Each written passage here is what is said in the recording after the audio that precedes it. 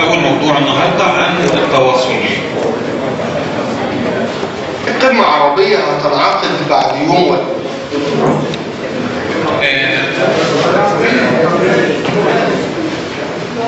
على فكرة هو خاص عليكم DVD فيها كل المحاضرات متسجلة مننا. يعني أول فوق احنا عملناه وجبنا شركة متخصصة سجلت كل المحاضرات فهتاخدوها على DVD. بس بالنسبة لمحاضراتنا بتختلف من كل محاضرة يعني حسب ما ربنا بيسهل يعني. في سؤال بس كده علشان نقول فلسفة التواصل ده شكلها ايه؟ أكيد كلكم عارفين ايه اللي حصل بعد الحرب العالمية الثانية. ليه أنشأوا منظمة الأمم المتحدة؟ حد يعرف؟ نعم؟ فشل ايه؟ تمام. ليه ايه الغرض اللي اتناقش فيه الأمم المتحدة؟ ناقش المشاكل. التواصل عشان كلمة التواصل. عشان ما يحصلش حرب عالمية تاني. برافو عليك. هما بصوا لقوا ان بعد تدمير كتير من الشعوب في الحرب العالمية بصوا لقوا قالوا هو ليه حصل كده؟ فلقوا ان هما ما كانوش متفاهمين مع بعض، ما كانوش عارفين بعض، ففهموا بعض غلط فحاربوا بعض فكانت النتيجة دمار. قالوا طب نعمل ايه؟ قالوا نعمل كيان نقول فيه تعالوا هو فيه ايه؟ نتناقش مع بعض. تعالوا نشوف ايه السبب بدل ما نحارب، وقبل ما نحارب تعالوا نشوف ايه السبب. اتخيل ان لو مفيش امم متحده دلوقتي كانت الامور بقت اكثر شراسه واكثر عنفا. لكن في دلوقتي حد دوله قبل ما تهاجم دوله بيروح يجول الامم المتحده عشان يتناقشوا هو في ايه.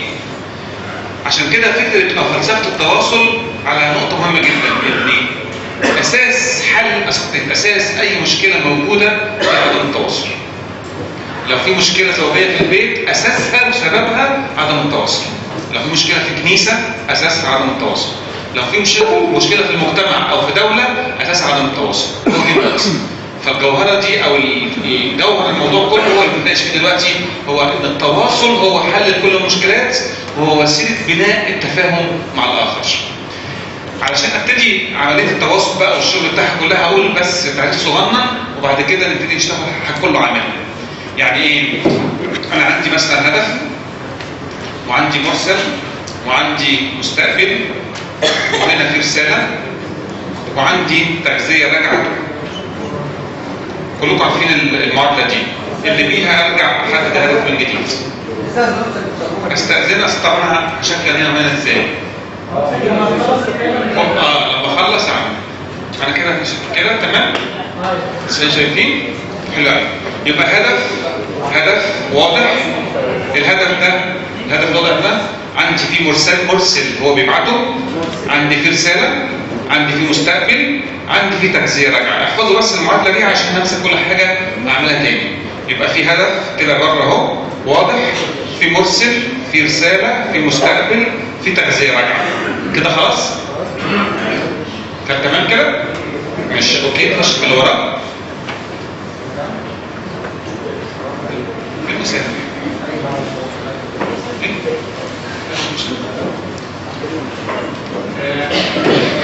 حد حاجه كده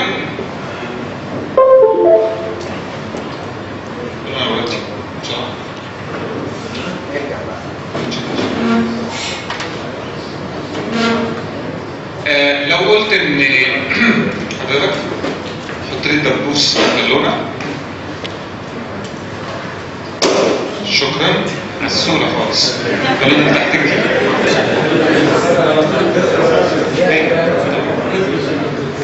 انت شكلك اهدى. اتفضل حط لي الدبوس في البالون. برافو خالص. حط البالون اللي جنبك دي اللي تحت دي. ده مش كلهم يعني. اتفضل. ايه الهدف؟ ما انا مش عارف صدقني. حط الدبوس في البالون. براحتك حط زي ما انت عايز. شكل اسهل خالص. حط الدبوس في البالون. هو ده اللي انا اقصده. ان ركزوا معايا بس في نقطه مهمه قوي. انا قلت له حط الدبوس في البالون. حط الدبوس في البالون. وقلت له حط الدبوس في البالون. حط الدبوس في البالون. معايا؟ رغم ان الرساله واحده لكن رد الفعل كان مختلف. انا بقى كان ذهني قصدي ايه؟ انا في ذهني وفي خلفيتي ان انا عايز اعلق البلالين كلها في خيط وحبل، فعملت ديت علشان احطها كده واعلق. فاصبح الهدف اللي هنا لما اجي اتكلم مع دول يبقى هم ما فهموش مني انا عايز ايه، فعملوا عكس اللي انا عايزه، فممكن يحصل بيننا خلاف. لان هم انا ما وضحتش الرساله وفي نفس الوقت ما قلتش قصدي ايه، رغم ان انا صح وهم صح، لان في النتيجه فهمنا بعض غلط. قد تكون الدوله دي صح والدوله دي صح وبيتخانقوا مع بعض بس عشان هم فاهمين بعض غلط، الرساله غلط. اللي بيحصل بيننا وبين المخدومين ايه؟ ان المخدوم عمال يقول انا صح مثلا، ابونا مش فاهمني او مش صح، او القائد مش صح، والقائد نفسه كان يقول لك الولد ده متمرد. لكن الاثنين صح على فكره. كتير جدا جدا لما تيجي تصفي كل الامور وتتناقش توصل في الاخر هتلاقي ان الاثنين صح، بس المشكله في قناه التواصل. اني انا ما شرحتش الهدف صح. لو كنت قلت له حط لي الدبوس علشان عايز اعلق البلالين دي كان عمل كده، بس انا ما عنديش بما معناه تكلفه المجهود والتعب ان انا اشرح له بدقه الموضوع ده ايه. فهم الحته دي قوي عشان دي هتبقى هي الاساس بعد كده، ان انا ما عنديش المجهود ولا الصبر في ان انا اشرح الرساله كامله، فبستسهل فبدي الرساله ناقصه وطالب من اللي قدامي ان يحقق لي اللي انا عايزه. وده هشرحه برضه بعد كده، بس هل دي اتفهمت ولا لسه؟ تمام؟ نعم؟ على فكره في نقطه مهمه جدا ده اللي اقصده، ان احيانا انا كمرسل بتخيل ان اللي قدامي فاهم وبحاسبه على كده، ان هو فاهم رسالتي اللي انا عايزها وبحاسبه على كده. ودي المشكله الكبيره قوي، ان انا في وادي والمخدومين في وادي مثلا، او انا في وادي والدنيا الثانيه في وادي واحنا مش عارفين نوصل لبعض. وعلى فكره وفي الاخر هنلاقي ان نسبه كبيره جدا احنا الاثنين صح. في الاخر خالص هو مؤمن بحاجه فاكرها بالطريقه دي، وانا مؤمن بحاجه فاكرها بالطريقه دي، ومش عارفين نتواصل. على مستوى الفرد، على مستوى الكنيسه، على مستوى العمل، على مستوى الدول، هي دي المشكله، ان احنا تعالوا نتفاهم. فالتواصل هو وسيله بناء التفاهم. وسيله بناء التفاهم، تعالوا نتفاهم، هي دي الفكره.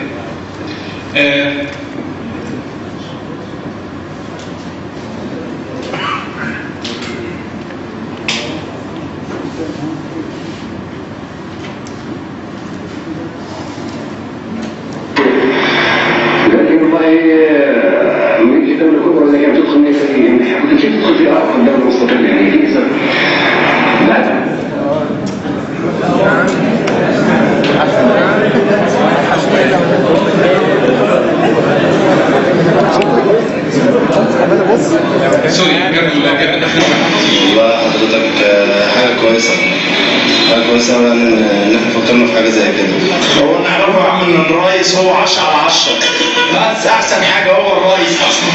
هو 100 100 وهو اللي بيقول 100 100. معرفش على حاجة والله. لسه جديد بس. لا والله ما عنديش فكرة الصراحة. احنا عايزين ناكل عيش. والله صدقني انت موافقوا ما وافقوش ماشي وخلاص. التعديلات الدستورية فيها كويس وفيها وحش. والله التعديلات الدستورية الجديدة اللي صالح طالما هتمنع الارهاب، طالما كده خلاص يبقى تمام. لا ما عنديش فكرة. التعديل الدستوري يعني حاجة ممتازة، إصلاح للشعب. التعديلات الدستورية؟ هو في تعديلات دستورية؟ مش موافق على كده. أنا لسه ما عرفتش بالظبط إيه الحاجات اللي هتتعمل. التعديلات الدستورية كويس الحمد لله. والله حاجة كويسة ومفيدة احنا عليها، يعني الإبداع تعديلات كويسة تخدم الشعب المصري كله. احنا موافقين كلنا على أي حاجة عشان البلد دي. الدستورية يعني إيه؟ يتم تعديله، إيه رأيك؟ مش فاهم أنا الدستورية والكلام ده. والله أنا ما أعرفش حاجة في الدستور. إن شاء الله خير كويسة بإذن الله وتكون مصلحة للبلد. ولا أعرف عن أي حاجة. والله احنا تبع قانون، يعني مش عايزين على الناس. أعرف إن أي تعديل مش من الجمهور أو مش من الشعب، من الناس اللي ماسكة البلد. رأيي في التعديلات أهم حاجة في التعديل البلد اللي عايزين يعملوا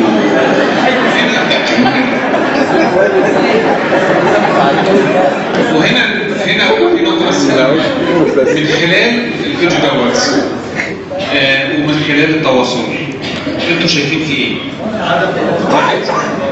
كان معترض على هذا التقرير، ده تقرير انتقائي تم من خلاله الانتقاء. انا مش فاهم بس هشرح لك انا مش محتاج تقييم الفيديو والموضوع كده، انا بتكلم عن التواصل. لا عشان ما نخرجش بره الموضوع شويه نتكلم في الاخر. لا لو سمحت ركزوا معايا احنا نتكلم خلاص. احنا بنتكلم يا جماعه في حاجه مش بنقيم حاجات ثانيه خالص، احنا في التواصل بس. بعد كده انتوا عايزين بعض المحاضره التواصل دلوقتي الرساله مش واضحه دي كلمه واحده. ايه تاني؟ انا بقدم لكم دلوقتي نموذج للتواصل، يعني دلوقتي موجود دلوقتي على الفيديو ده في نموذج للتواصل، اشرحوا لي وقيموا لي النموذج ده شكله ايه. الرساله مش واضحه. ايه تاني؟ ايوه ما وصلتش لكل الناس كل الفئات، ما وصلتش لكل الفئات، لم تصل للكافه. ايه تاني؟ هم ايه؟ غير مؤهلين، يبقى المستقبل غير مؤهل. تمام. ايه تاني؟ نعم المرسل ماله بقى؟ غير او يعني مش نعم عتمة للناس. مش سامع منك. بقت عتمة للناس. بقت عتمة؟ يعني مش واضح، يعني رسالة غير واضحة. نعم قلنا مش واضحة. ايه تاني؟ انتوا شايفين ايه تاني؟ المرسل اليه غير مهتم اصلا. المرسل اليه غير مهتم، يبقى غير مهتم. المستقبل غير ايه بعد كده قلنا؟ غير مؤهل وغير مهتم. ماشي نكمل. ايه تاني؟ الهدف مش واضح هنا، الرساله مش واضحه. اتفضلي. المناخ يقولنا اللي بتقدم فيه رساله غير مهيئ لتوصيل المناخ غير مهيئ. تمام برافو عليك. ايه تاني؟ اتفضل. على فكره يا جماعه مش قصدي حاجه يا منى، انا مش قصدي لا المذيع ولا قصد الناس. ده الدوله كانت عايزه تعمل تغييرات، ماشي؟ صاحبه رساله عايزه توصل رساله، هتعمل تغييرات.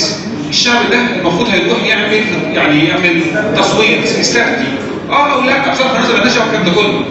احنا بنقول هل الدوله كمؤسسه نجحت في انها توصل الكلام ده؟ ان تقول لهم هنعمل تغيير؟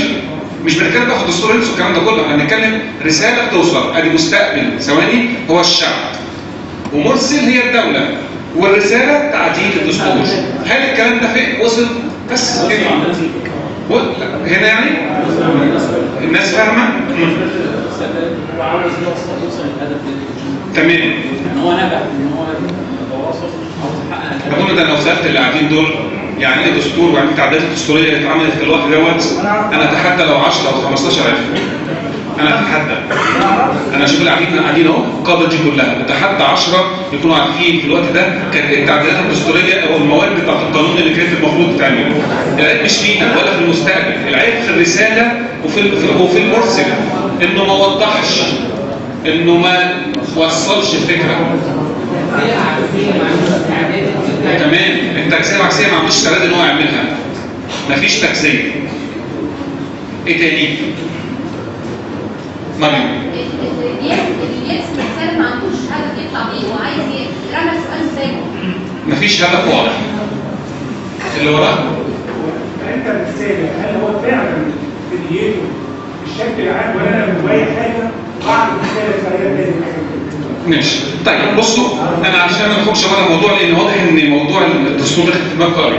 خلينا في موضوع الرساله. هتكلم اتفضل. يعني في نقط من اللي اتقالت يعني ما هياش عمليه زي الراجل اللي هو بيسال ما عندوش هدف، ده هو بيسال ايه رايك في التعديلات الدستوريه؟ يعني سؤال مؤدب. اللي انا اقصده اتفضل. اللي انا اقصده انه الفيديو او اللقاءات اللي انعملت دي ما تعبرش عن التواصل خالص. تمام. لانه لو انا مثلا بكلم انجليزي واللي قدامي ما بيفهمش انجليزي وما ردش. تمام. مش مشكله المستقبل. تمام. بالظبط. ده مش تواصل خالص. تمام. طيب انا هشرح الموضوع وبعد كده الهدف من الفيديو غير الهدف. طيب انا هشرح الموضوع وبعد كده نبقى نتفاهم في الموضوع ده في الكلام ده. هشرح الاول ما يسمع. هشرح الاول. بصوا في مؤسسه وليكن الدوله حبت انها تعمل تعديلات في الدستور، ماشي؟ في مؤسسه هي الدوله حبت تعمل تعديلات في الدستور، نركز. فالمفروض انها اول خطوه انها تشرح للعامه دي كلها ان ايه هو الدستور نمره 1، نمره 2 ايه المواد اللي هيتم التعديل عليها، نمره 3 ازاي تختار وازاي تعمل، يعني بتوضح له كل ملابسات الموضوع كله.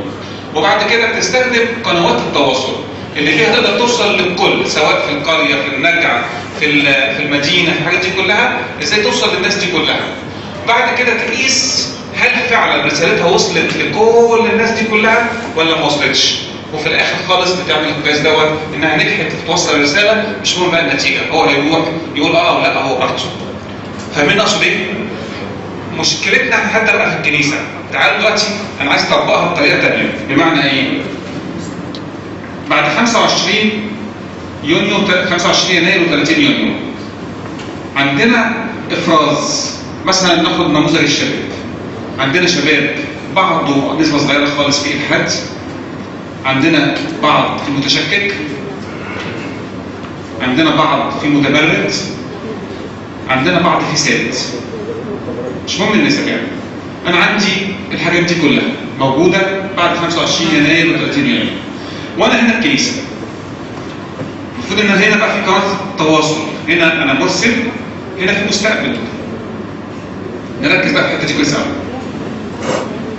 هنا المتمردين مثلا كمثال يقول لك انا رافض السلطه الابويه، او رافض ان في حد يمليني حاجه، او رافض انك تقول لي قول او اعمل من غير ما تفهمني او توضح لي. هدي كذا نموذج. لو انا عندي مثلا نموذج قائد هنا يقول لا ده متمرد، انسان متمرد وابن الطاعه المفروض تحل عليه البركه، ولو ما طاعش خلاص مع السلامه ابن الهلاك يكون. يبقى انا فقدت كل الناس دي كلها، الثلاثه دول، الملحد والمتشكك والمتمرد. طب لو انا تعبت شويه وفتحت قناه تواصل وتعبت واستحملت، اسف يعني، غلاسه الرد هنا وتعب المتشكك، مش عايز اقول يعني المتمرد بيبقى في منتهى الاسلوب الصعب جدا. لو انا استحملت كل الاسلوب وكل ردود الافعال والحاجات دي كلها وفتحت قنوات تواصل مع الناس دي كلها، هتكون النتيجه ان انا هكسب معظمهم واخليهم وارجعهم ثابتين. المشكله هنا في التواصل. اديكم بقى مثال تاني. ان مثلا الكنيسه هدفها تعمل حاجه، مثلا اي حاجه مثلا في الخدمه، عايزه تعمل حاجه في الخدمه، فبتنبه تنبيه صغير من الشعب في القداس بس او بعد القداس. لو الرساله مش واضحه وكافه يعني كافه الجوانب بتاعتها، الشعب هيبقى غير مبالي. انا النموذج ده مش قصدي فيه حاجه اكتر من ان ايه؟ واحد عسكري واقف ايا كان، هو العسكري ده مش انسان، مش واحد مواطن مش دريان بحاجه خالص، مش مشكلته على فكره. مشكله ان مفيش الرساله كانت واضحه ليه او وصلت له. نفس الكلام ولد عندي بعيد عن الكنيسه وفاهم مفهوم عن مثلا اي حاجه عن قناه الكنيسه انها بتعمل كذا، مش مشكله الولد ده على فكره، مشكله قناه الكنيسه ان ما وضحتش الصوره صح عشان توصلها له. اصبح احنا كقاده ما نلومش اولادنا ان هم مش عارفين او ان الصوره مش واضحه عندهم. احنا المفروض يبقى عندنا في معنى المسؤوليه ان نوضح فيها الصوره. الكلام ده صح ولا الكلام ده صعب ولا سهل؟ ده لسه بقى حاجه ثانيه. انا بتكلم على الرساله، المستقبل والمرسل في العلاقه بينهم بس. الكلام اللي انا قلته دلوقتي في حد عنده اعتراض فيه او حد عايز يناقش فيه؟ ايه ده؟ انتوا مسالمين ليه؟ انتوا كنتوا من شويه مش مسالمين. اتفضل. ايه فرق بين التواصل والحوار؟ التواصل وايه؟ والحوار؟ لا ده حاجه ثانيه. انا هكمل حاجه. الحوار هيتم من رفعيه حاجه مختلفه خالص. ايه تاني؟ اتفضل. نعم. لو ما قدرتش اوصل عن طريق التواصل والرساله اللي بوصلها، هل كده تشابه؟ لو ما قدرتش اوصل له، لا بصوا شوفوا لما قلت في البدايه خالص لا هقدر اوصل طالما بذلت الجهد وطالما تعبت وتحملت التكلفه. هي بصوا كل تواصل له تكلفته. حسب اي تكلفه بقى. ممكن تكلفه ممكن تبقى نفسيه كمان، ممكن تكلفه وقت وصحه والكلام ده كله. حسب التكلفه هتوصل ازاي. بس هي الفكره كلها انت مستعد للتكلفه دي ولا لا؟ مستعد انك تتحمل نتيجه التواصل ده ولا لا؟ ممكن تكون الرساله واضحه جدا لكن المستقبل مش عايز يفتح. ممكن، عشان كده انا قلت مش كلهم، قلت هنجيب معظمهم لكن مش كلهم هنجيبهم، لكن كل ما كانت اكثر وضوح، اكثر شفافيه، اكثر مصداقيه، مغلفه بالاهتمام والحب، نتيجتها بتبقى يعني اكثر من 95%. قدام المتخصص يكون مش شرط انا. نعم. مش شرط انا، ممكن انا ما اكونش بعرف اتكلم مع المتخصص. تمام. المتخصص انا يا حبيبي مش بتكلم يا جماعه، مش بتكلم عن فئه، انا بتكلم عن المؤسسه ككنيسه. الكنيسه بتاعتنا دلوقتي هل هي عرفت تبني جسور تواصل مع المسيحيين مثلا؟ هل عرفت تبني جسور تواصل مع الشباب المتبادل اللي موجود على السوشيال ميديا؟ دي اللي انا اوصل لها. يبقى هنا لو احنا كنيسه بنقيس قدرتنا ازاي على التواصل؟ ان كميه التساؤلات اللي اثيرت على السوشيال ميديا هل احنا عندنا الاجابه المقنعه والكافيه ليها ولا لا؟ وانا كلامي مفهوم ولا بجد؟ طب خش في النقطه اللي وراها عشان اتفضل. بس لما يكون الهدف مختلف بين القائد وبين المتلقي. تمام. مهما حصل التواصل بيبقى يعني القائد عايز يدي تنبيه او معلومه معينه حلو جدا. بص دي موضوع تاني اللي هو في التغيير هنعمله انك ازاي تغير الفكر، دي حاجه تاني. بصوا يا جماعه احنا عندنا موضوعات متعدده كل حاجه لها تخصصها. ان التواصل ده بس انا بتكلم على قنوات التواصل تبقى واضحه. كون بقى في تغيير ده حاجه تاني، كون ان في حوار ده حاجه تاني، يعني كل حاجه ليها حاجتها، بس انا اتكلمت على قنوات التواصل نفسها. في حاجه يكون اساسيه في التواصل. ايوه. احنا لازم ما نقفش على الارض واحده. تمام. هنتكلم في المعوقات، بس انا دلوقتي بتكلم في نموذج لمؤسسه ما عرفتش تتواصل كويس وبطبقها على الكنيسه دلوقتي. بقول ان الكنيسه في احتياج ان تكون لها ادواتها في انها تتواصل، والا هتكون النتيجه كده. هتكون النتيجه ان كل القطاع ده انا فقدته. لكن لما ابني جسور تواصل صح هقدر على الاقل اهز الملحد وثبت المتشكك وارجع المتمرد. دي سهله ولا صعبه؟ خلاص كده خش في النقطه الثانيه. ماشي. كمل.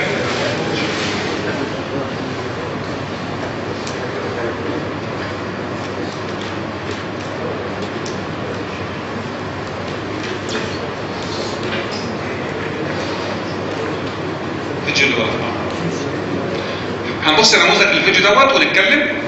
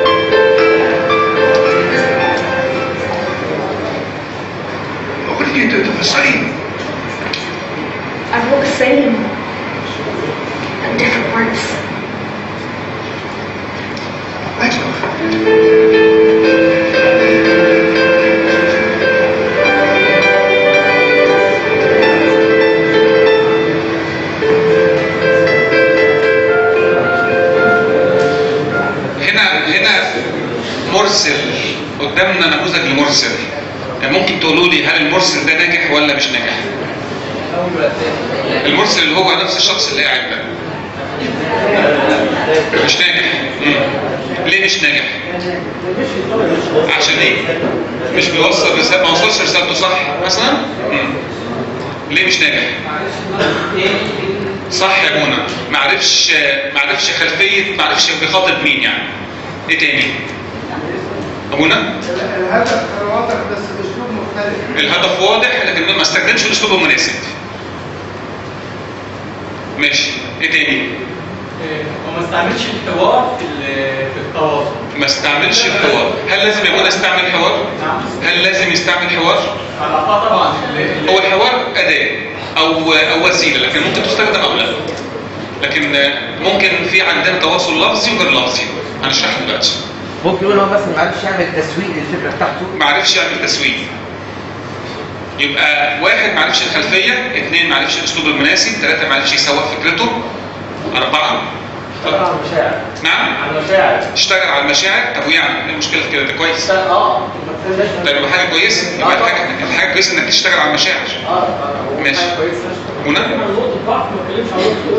رائع يا منى. اتكلم على نقطه الضعف اللي عنده وما فيما معناه ما خاطبش نقطه القوه اللي موجوده عندك، بل المفروض انك وانت بتعمل رساله بتخاطب نقط القوه الموجوده عند الطرف الاخر. جميل جدا، حلو قوي. لم يخاطب نقط القوه. ايه تاني؟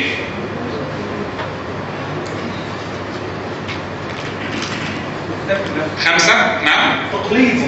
تقليدي. جميل جدا، مش مبتكر. تقليدي. ايه تاني؟ عرضه ما كانش جذاب. عرضه مش جذاب، مش مبتكر. ما هو تقليدي مش مبتكر. ما حضرش هدفه كويس. 6. لم يعد تحضير الهدف. ايه تاني؟ فضلكم 2 بس. الراجل قاعد كان بيعمل ايه؟ ايه تاني؟ مستسلم للواقع اللي فيه. ما كانش عنده طموح، مفيش طموح. ايه تاني؟ غير مبتكر ولا ايه؟ كثير معايا في الجماعه دوت ان نعم ما كانش مؤثر. غير مؤثر في رسالته. ده سمات واحد مش عارف يتواصل. المفروض عكسها سمات واحد يعرف يتواصل. تعالوا هقول لكم فكره صغيره بعد كده هكمل بعدها.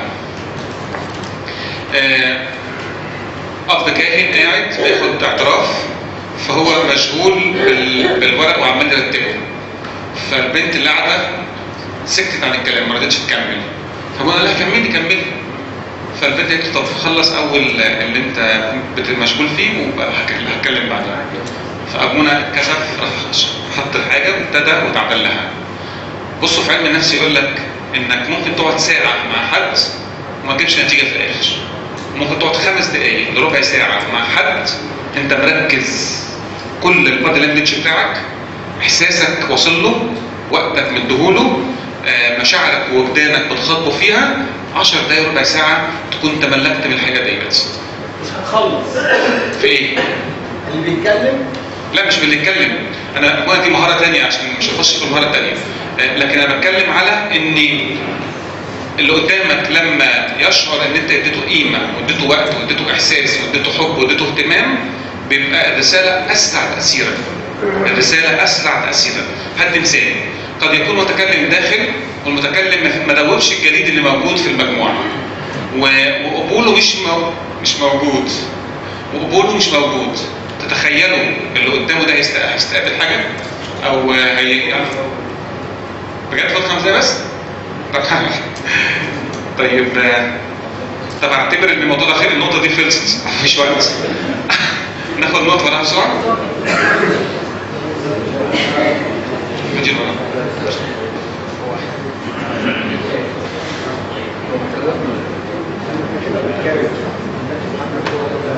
انا لسه ما فهمتهمش. نعم. معلش حتى لو هنرجع الوقت شويه عشان نستفيد من المحاضره. يعني مش عارف هو اصل ما خلص تلت ساعه. ابني سال ابوه قال له يا بابا يعني ايه سياسه؟ قال له انا اشرح لك السياسه. ده هو خطا جدا. انا امريكا اقول كل الكلام، الحكومات تنفذ.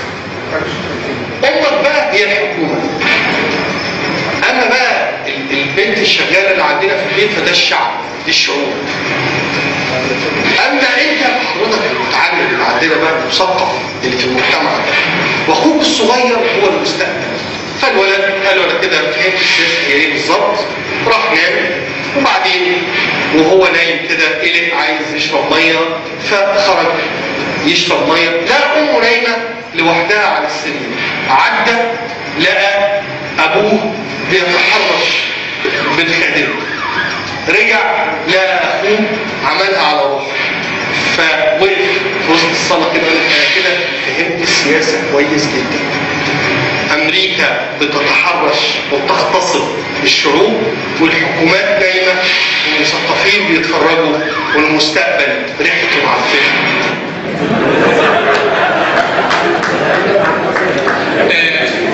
باختصار شديد كده بصوا عشان انا هسرع قوي قوي. انا اتكلمت من شويه قلت ان دي صفات مرسل مش متواصل كويس. صفات المرسل مش متواصل كويس، والمفروض عكسها صفات المتواصل كويس. لو هتكلم بقى عن الرساله نفسها واقول من الرساله ديت هل دي نموذج الرساله ناجحه ولا مش ناجحه؟ واحد، ايه صفات النموذج الرساله ديت؟ مختصره، تمام. ايه تاني؟ مبسطه، واضحه، واقعيه. رائع يا منى، رائع. واقعيه، نعم، تمام. تصل للجميع ويفهموها، نعم. تشبيهات واقعيه وخد تشبيه فعلا. ها، مهدفه. شوفوا الرساله عشان جميله كله طلع وطلع كل اللي عنده. ايه تاني؟ نعم، شامله او متكامله. نعم يا منى. السخريه، مؤثره، سهله الاستيعاب. نعم، ما هو سخريه محدده. نعم، سنه محدده. محدده. هو ليه ما يفكر عندكم الكلام كله حقيقيه، واقعيه قلناها. ماضي وحاضر ومستقبل. نعم، ماضي وحاضر ومستقبل. بتمس كل او متكامله، يعني بتشمل كل حاجه. ايه تاني؟ بتنشط الفكر او بتثير اللي اسمها عندنا اثاره الوعي. اثاره الوعي، ما هي دي اثاره الوعي. ايه تاني؟ جذابه، اسلوب جذاب غير تقليدي. خلاص. بصوا تخيل كده لو انت تملك رساله فيها المواصفات دي، انها تكون معبره ومختصره وواضحه مهدفه واقعيه، بتخاطب الجميع، بتخاطب الوجدان والمشاعر، وسهله الاستيعاب، وحقيقيه وبتثير الوعي. شوف ده كله في حاجه بسيطه. تعالوا بقى اقول لكم هو الراجل ده كان شاطر ليه؟ الراجل ده شاطر لانه استخدم في الرساله 3 توجهات مهمه جدا في توصيل اي رساله. اول توجه، ثاني توجه، ثالث توجه. بعد نعملهم بسرعه عشان الموضوع ده بس اقفله. استخدم نمره 1 الخلفيه الوجدانيه الموجوده عند الشعب المصري. بمعنى ايه؟ بمعنى ان في كلمات موجوده في اللاشعور لما تيجي في اسمها مثلا في الجلسات النفسيه، اقرب كلمات تستدعى عند الفكر كذا. عند امريكا اقرب كلمات تستدعى حقوق الانسان. عند مصر اقرب كلمات تستدعى الجنس، الزواج، الاسره. فابراهيم عيسى عرف يستخدم اقرب كلمات موجوده في اللاشعور، موجوده عند المتلقي، وابتدى ضرب فيها على طول واستخدم تشبيهاته. ركزوا ان الفكره مش قصدي ان هو قصده يبيع فكره بطريقه غلط. يعني مثلا المسيح لو المجد بص لقى ان الشعب بتاعه اقرب تفاهم يعرف يتواصل بيه، انه شبه نفسه بالعريس وشبه الشعب بالعروس، بس بصوره نقيه، وبصوره الوجدانيه بتاعتها كانت في منتهى النقاء. ايا كان بقى الصوره دي مش مظبوطه دلوقتي ومش نقيه، لكن هو عرف بمهاره يستخدم الكلمات ويستدعي الكلمات الحاضره في اذهان اللي قدامه. يعني ايه اللي بيشغل الناس دي كلها؟ مثلا لو انا واقف قدام شباب وكلهم في سن مثلا 18 17 سنه، هروح متكلم عن الكوره، هتلاقي الكوره طلعوا كل حاجه، كل الارصاد بسرعه ابتدوا يستوعبوا. مثلا احنا في اجتماعاتنا ادي واحد يقول له خش ادي الثالوث والتجسد والفداء والكلام ده كله، تبص تلاقي العيال محتاجه لا تسمع عن العاطفه والحب وينتبهوا ويركزوا. واخدين بالكم اقصد ايه؟ ان ايه الكلمات اللي بتستدعى واللي تؤثر واللي تخلي قدامه يسمع. فهو استخدم الكلام دوت، انك ازاي تستخدم التعبيرات اللي هي بتعبر عن الوجدان الموجود في المستقبل. مفهوم ولا صعبه؟ نمره 2 السخريه. ايه حكايه السخريه؟ هو معروف في علم النفس كده ان الواحد لما يبقى مبسوط او يخش في ضحك او يخش في حاجه فيها فكاهه، المخ يفرز ماده مضاده للاكتئاب. الماده دي بتثير عند الشخص اللي موجود انه يبقى على اقصى استعداد للاستيعاب والتذكر. فهو استخدم الاسلوب ده اللي بيه اللي قدامه هيحفظ الرساله دي. على فكره الرساله دي بالنسبه للامام عيسى كانت بدايه انطلاقه لوجوده في عالم الاضواء والسياسه اللي هي على القهوه ديت، فاللي هو البرنامج بتاعه. السخريه الموجوده دي بتثبت المعلومه وتتذكرها وتؤثر فيها جدا. فهو استخدم اسلوب السخريه او الفكاهه اللي بيدي يعني استعداد للتذكر والاستقبال بتاع الحاجه. نمره 3 اللغه. اللغه سهله، مش لغه تناسب حد معين، تناسب الكل. هتناسب الراجل في القريه وفي النجع، وهتناسب الراجل العالم المتبحر اللي معلم الزرع، وتدي كله نفس القياس ونفس المسافه. بصوا حته بسيطه كده حبيت اعمل يعني حاجه مع التواصل مع طفل KG 1. فبصيت له كده قلت له هو الولد بيحبني جدا وعايز يقعد معايا وعايز يلعب معايا وهو راضي بيا كشخص.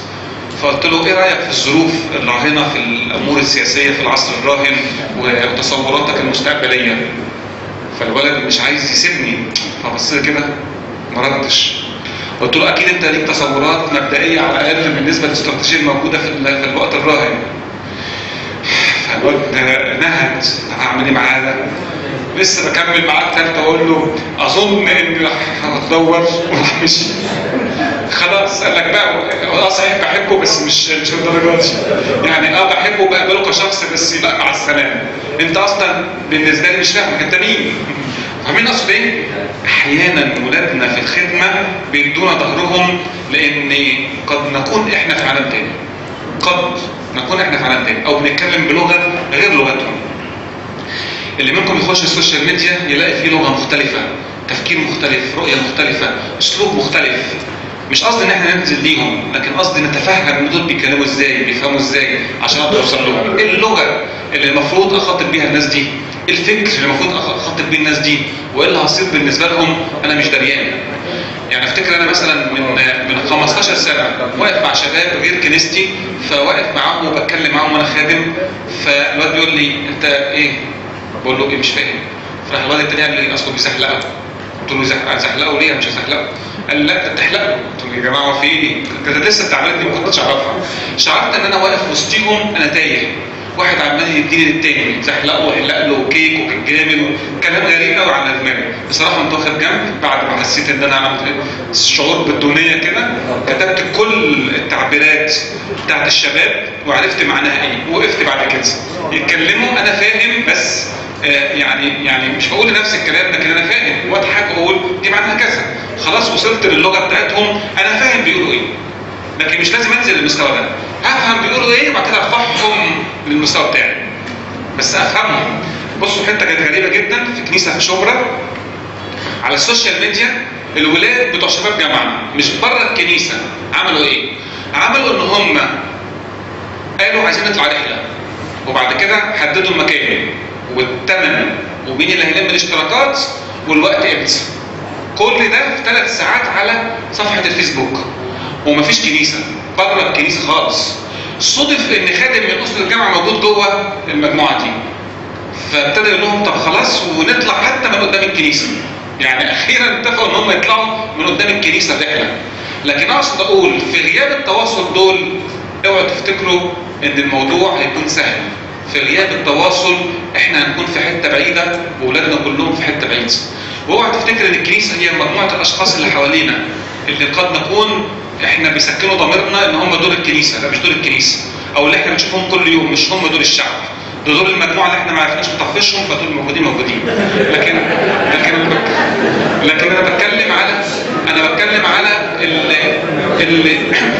اللي احنا عرفنا ننجح ان احنا نمشيهم. فدول اقصد اقول لابد ان اكون انا فاهم اللغه بتاعتهم. يبقى انا بخاطب وجدانهم واهتماماتهم وفهمهم، وبخش باسلوب ايجابي بخليهم يعني في معناه يحبوا التواصل معايا. ونمره 3 ان انا اتكلم بلغه مفهومه وسهله. بصوا باختصار انا عمال اكروت بس مش عارف اكروت اكتر من كده. هي 5 دقايق هنا وخلاص. عارفين اب دخل، اب كاهن مثلا، اب اي حد، اي اب نعتبر الاب ده اب وخلاص. اب دخل البيت هو طول الاسبوع مشغول، لكن دخل البيت في نص ساعه اللي بيقعدها في البيت، اول ما دخل لقى ابنه فمسك ابنه وعمله كده، لقى بنته راح مهزر وكتبها كتف، ابنه الطويل الكبير قوي بتاع ثانوي راح دخل عشان هو بيروح الجيم، ابتدى خبطه بالكتف ويضربه بالبنيه كده فيه، والولد يروح عامل مع بابا كده. في نص ساعه خلى المكان كله سيرك. نص ساعه العيال حسوا بوجود الاب، شعروا بشبع، ولما شعروا بالشبع ده اكتفوا خلاص، يجيب براحتك طول اليوم زي ما انت عايز. في اب تاني بقى قاعد في الاجازه طول اليوم، يصحى الصبح فاتح الجورنال او قدامه التلفزيون ويبص يلاقي الواد مثلا على الكمبيوتر، يقوم ذاكر ياض ذاكر ياض، والبنت وانت لسه قاعده على مش عارف على الموبايل، يا بنت قومي شوفي كلمتين. يا ساتر يا عم، روح نشوف لك حاجه ولا انزل خدمتك ولا اعمل حاجه. الفكره هنا اقصد اقول ان مش بطول الوقت، ولكن بقوه التاثير والتواصل اللي بيعملها الانسان تفرق خالص. اب بيدي هديه لابنه، فدخل هو كان سأل ابنه انت كان نفسك في ايه؟ قال له نفسي في عربيه شكلها كذا ولونها كذا وتجيبها من المحل الفلاني، والواد حافظ العربيه لما شافها، الواد كان في كي جي 2. فدخل الاب فبص للابن كده وقال له، حاطط الهديه ورا ظهره، وقال له كنت عايز ايه؟ قال له كنت عايز كذا. قال له كان لونها ايه؟ قال له لونها كذا. طب مواصفاتها ايه؟ العجله من ورا ولا من قدام؟ قال له من قدام يا بابا. قعد يتكلم مع الولد، والواد بقى عمال يتكلم على مواصفات العربيه وعمال لدرجه انه كانه خلاص حضر. راح الاب في لحظه راح مطلع العربيه من ورا، قال له هذه العربيه يا سيدي. راح الواد راح رمى العربيه وحضن ابوه. ده قدامي، راح رمى العربيه وحضن ابوه. ليه؟ شبع. التواصل كان رائع، مش هديه تخش خد يا لا، الموضوع مختلف. الموضوع مختلف خالص. الموضوع فيه تواصل اكثر من رائع. انا تواصلت معاك وجدانيا ومشاعر وفكر وهدف. عارفين بعد كده يوم ما اشخط فيه واقول له مثلا زعيق او قرار هيقبله، في ارضيه من الحب، في ارضيه من التواصل.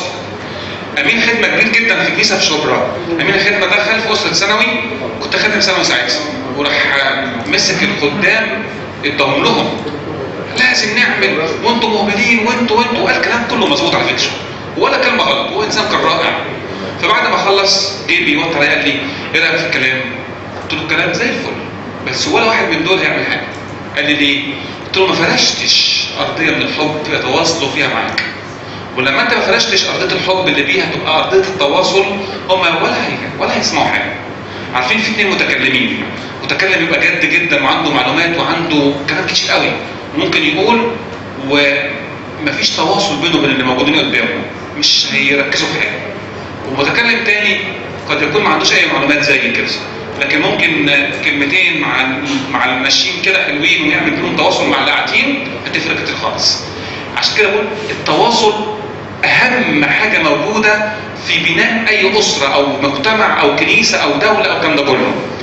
مش هقدر اكمل بقيه الموضوع لان الوقت خلص، لكن تخيلوا ان في فيديو هنا، وتخيلوا الفيديو دوت كان بيتكلم عن طريقه التواصل شكلها ايه، وبعد كده قبل ايه، ودخلنا احنا اتناقشنا وطلعنا بصوره. نعم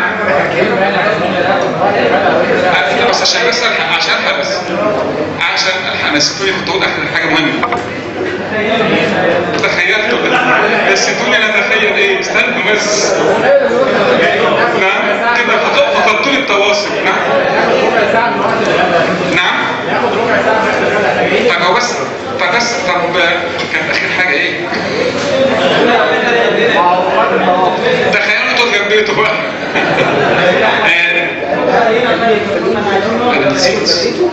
انا نسيت. هعتبر ان الموضوع خلص واقول ملخص الموضوع كله. انا بتكلم عن موضوع التواصل، بقول ان التواصل هو بناء التفاهم مع الاخر، دي خلاص من غيرها مشاكل. اساس حل المشاكل هو التواصل، دي نمرة 1. نمرة 2 ركزوا في الجزء ده قوي، عندي تواصل لفظي وغير لفظي. اللفظي كان الفيديو دوت هيبينه، بس ده كويس قوي واعتبروا ان انتوا شفتوه، فده تواصل لفظي. تواصل غير لفظي في فيديو تاني بيعبر عن الكلام دوت ويوري قد ايه ازاي التأثير ده بيوصل للكلام دوت. تالت حاجة، انا عندي نقطة مهمة جدا، ان عندي مرسل وعندي مستقبل وعندي رسالة. انا كمرسل لازم اتأكد ان المستقبل فهم رسالتي كاملة، بس انا كمرسل لازم اتأكد وان المستقبل وصل الفهم بتاع الرسالة بتاعته كاملة. التغذية الراجعة دي معناها ايه؟ معناها نقطة مهمة جدا بمثال بسيط. لو انت في اعداد خدام، امين اعداد خدمة في كنيسة ما، خدام بيسيبوه ينزلوا خدام من اعداد خدام، مش شباب الطلبة يروحوا ينزلوا خدمة، هو مش عارف نتيجة المنهج اللي حاطه ده وصل لفين، هو مش عارف. فالخدمة بتدور وهو ما رجعلوش اي فيدباك عن الموضوع دوت، تكون النتيجة ايه؟ انه بيستمر بنفس الاسلوب، قد يكون عقيم، قد يكون مش ناجح، ايا كان. لكن تخيل مثلا ان اللي ماسك اعداد خدام ده نزل بالمخدومين بتوعه خدمة وشافهم على ارض الواقع وشافهم هم بيعيشوا الدنيا والتحركات بتاعتهم، لابد انه هيرجع. ركزوا معايا، لابد انه هيرجع ويقول لهم خلي بالكم الاسلوب اللي احنا استخدمناه ما كانش مظبوط في النقطه الفلانيه والفلانيه، علشان دي ما كانتش عمليه، غير المنهج بتاع الخدام ونعيد من جديد ونشتغل وهكذا. ثالث حاجه بقى، احنا بنعمل تواصل على مستوى الفرد، بيت واسره، على مستوى كنيسه قياده وخدمه، على مستوى المجتمع. ودي اخر حاجه اقولها في صوره صغيره. على مستوى المجتمع، هل احنا ككنيسه مؤثره؟ هل احنا عرفنا نفسنا للعالم؟ عرفنا نفسنا للمجتمع؟ احنا بذلنا مجهود كبير جدا في التواصل مع المسلمين، بذلنا مؤتمرات كتير في بيت العيله، عملنا مش عارف ايه واحضان وبوس واعياد رايح جاي. نتيجه الموضوع ده ايه؟ التغذيه اللي طالعه من الكلام ده كله شكله ايه على مستوى المجتمع؟ الكنيسه عملت ايه؟ تخيلوا مثلا انا بقضي وقت وجهد مثلا طويل الكنيسه عملته وبذلت جهد ومال والكلام ده كله، هل المردود ده في التواصل مع المسلمين لسه موجود ولا لا؟ لما لسه هم عارفين احنا عندنا اسلحه في الكنائس، ولسه ان احنا مش عارف بنعبد ايه 3، ولسه مش عارف بنعمل كذا وبنعمل كذا، المشكله لسه مشكلتهم هم. على فكره المشكله مشكلتنا احنا ما عرفناش نفسنا، ما قدمناش الكنيسه بتاعتنا ليهم. لو احنا كنا قدمنا الكنيسه صح كان المجتمع ده اتغير وكان العالم اتغير. عارفين في اخر جمله هقولها واخر كلمه هقولها، ان انا بتخيل كده، كنت ماشي في شارع الترعه وبتخيل في شبرا، قلت لو الترعه في شبرا، تخيلت لو كل كاهن في القاهره مثلا، كل كاهن عليه واجب في اليوم ان يخش جنازه بتاعت واحد ناس مسلمين ويقعد يسمع له ربع ويطلع بعد الربع يمشي، بس ما يعملش حاجه خالص، انه مجرد ان هو يخش الجنازه يسمع له ربع فالناس كلها تشوفه، فتشوف ابونا ده الرمز بتاع الكنيسه داخل الجنازه دي وقعد، لا هيدفع فلوس ويشرب قهوه ولا يدفع عايز اقول ايه، ولا هيعمل اي مجهود، هي ربع ساعات يوميا. قطاع كبير من المسلمين بيشوفوا هذا التاثير او هذا التواصل، ومن غير ما يتكلم ومن غير اي تواصل لفظي ولا يقول ربع، مش الربع طبعا، فهيخش يقعد بس في الصور لمده 5 دقائق ربع ساعه ايا كان ويخرج. تخيلوا التاثير ده على القطاع الكبير جدا من المسلمين شكله ايه؟ فاهمين اقصد ايه؟ انا اقصد اقول ايه؟ تعالوا ابتكروا وسائل تواصل رائعه وجذابه ومبتكره وهادفه علشان نقدر نحيي فيما معناه تواصلنا مع الاخر. لإلهنا المجد الدائم علينا.